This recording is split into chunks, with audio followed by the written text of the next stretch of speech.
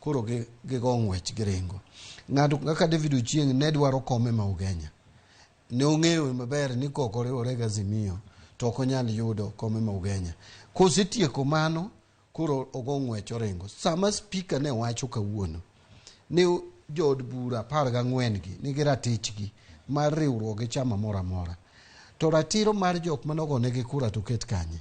Ang'o momiyo dang' wakaw ratiro mar ji 14 ema waket malo ni gin ema gin gi ratiro, to joma nogonegi kura mano wuok e miechgi kago kura ne David Ochieng Ugenya, kong'eyo ni David Ochieng en ja Azimio.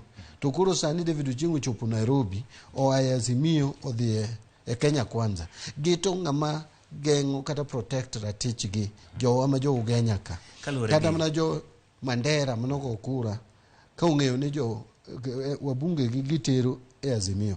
Omiyo an ang'eyo